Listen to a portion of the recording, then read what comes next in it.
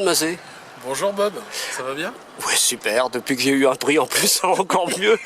Donc on s'interviewe mutuellement, c'est génial. Ouais. Vous êtes à l'origine de ce projet énorme. Comment c'est né cette histoire de faire une régate skipper et auteur? Comment est né ce projet? On a commencé, tu te souviens, par la plage des Livres, à Longeville-sur-Mer. Ouais, Et puis, il y a 3 ans, 2 ans, 3 ans. Il y a 3 ans, effectivement. Et puis petit à petit, je me suis dit, ça serait peut-être amusant d'aller plus loin. C'est-à-dire, c'est bien, on est sur la plage, on s'amuse, on prend des bains et on signe des livres, mais peut-être on pourrait aller en mer. Et donc j'ai commencé à regarder un petit peu les associations qui organisent des courses, et je suis tombé sur l'excellent Marc Chopin. Ah oui. Et Marc Chopin m'a dit chiche, on y va, avec son ami Lionel Pariset qui était lui au sable et qui nous a beaucoup aidé. Et donc l'idée c'était de faire partir les auteurs pour une régate en fait. Et ça veut dire que les auteurs partent en régate et qu'ils font, c'est la connaissance mutuelle de deux univers qui a priori n'ont pas grand rapport l'un avec l'autre, et puis qui en fait, quand on regarde à l'arrivée, ne serait-ce qu'au niveau festif, hein, on va pas rentrer dans les détails, ça a l'air de fonctionner plutôt pas mal quand même. Oui, et ça j'avais pas de doute là-dessus, en fait il fallait juste créer cette passerelle et ce moment commun.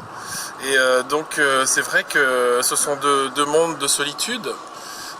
Parce que l'écriture évidemment c'est une grande solitude, la mer aussi, et donc je pense que rien qu'en partageant intimement cette solitude, lorsque l'on se retrouve, il ne peut y avoir que des découvertes et puis que de la bonne entente. Ouais. Donc, et puis aussi la mer, sans tomber dans les poncifs, c'est la violence, c'est la beauté, c'est les animaux aussi que l'on rencontre soudain, les animaux marins. Il me racontait ça, le skipper, il me dit parfois il y a un cachalot qui arrive là, et voilà, quoi. Ouais.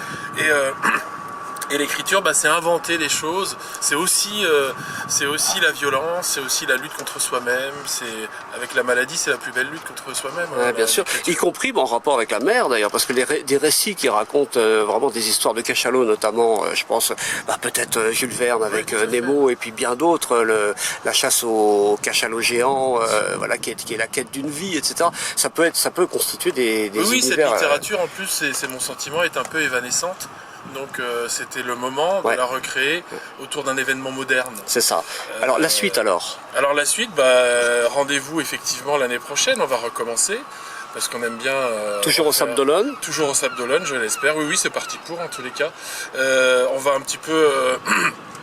on va peaufiner bien sûr, parce qu'il y a toujours des petits détails à améliorer. Mais on va garder cet esprit familial. Moi j'ai vu des auteurs heureux avec des étoiles dans les yeux. Des étoiles de mer. Bien sûr. J'ai vu des gens ravis, des lecteurs qui sont partis, qui ont senti cette énergie là qui flottait. Ah, c'est vrai qu'il y avait une ambiance, très particulière. Et moi je suis très très heureux de ça. Alors tout ça c'est aussi possible grâce, j'imagine qu'il y a eu quand même quelques sponsors, des bénévoles aussi, voilà. Je voudrais remercier tous les sponsors et aides qui nous sont venus. La première, bien sûr, le Super U de Jars-sur-Mer, qui nous a donné un coup de main monumental. C'est la preuve que les grandes entreprises peuvent parfois aider l'humain à organiser ces rencontres. Donc là, je remercie vraiment le Super U de Jars-sur-Mer. Il y a aussi les restaurateurs comme Au Flot Bleu, qui est un restaurant de Longeville-sur-Mer qui nous a reçus, ainsi que l'hôtel du Rocher. Oui, à Longeville-sur-Mer. Longeville-sur-Mer, oui, tout à fait. Il y a bien sûr les hommes et les femmes, c'est-à-dire par exemple l'association des bénévoles des Olonnes, qui a été présente de manière constante sur l'événement. Je pense à Martine Clémenceau, et je pense aussi à toute son équipe, c'est-à-dire Jacqueline, Pierrette, Dominique, si je me souviens bien, elles se reconnaîtront. Il y a aussi Marc Chopin, rien n'aurait été faisable et possible sans lui, et toute son équipe, Jojo, tous ces hommes qui sont là et qui soit font la cuisine, soit servent au bar, soit ont toujours un mot gentil pour nous. Et puis évidemment tous les visiteurs qui sont venus, et bien sûr les auteurs.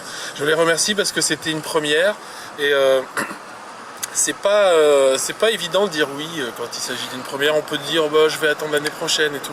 Bah, il y a des auteurs qui ont osé venir ici. Oui, peut-être par amitié pour toi aussi. Et puis on a vu effectivement un plateau avec quand même un Stéphane Bourgoin qui est le spécialiste mondial des serial killers, un Bernard Werber qui a vendu 30 millions de bouquins de sa saga des fourmis. Il y avait aussi Bernard Médez et encore plein d'autres. Donc effectivement, il y a un plateau quand même Janine assez... Boissard. Janine Boissard qui est venue. Ouais. Donc un plateau quand même assez conséquent. Hein. Mais bien sûr, et je suis vraiment très content de ça. Et quand tu penses que des auteurs de cette qualité-là repartent avec des étoiles dans les yeux, tu te dis chouette, c'est super. De mer. Donc l'année prochaine, on revient et puis on aura des étoiles de mer dans les yeux. Merci Fred. On va donc couler.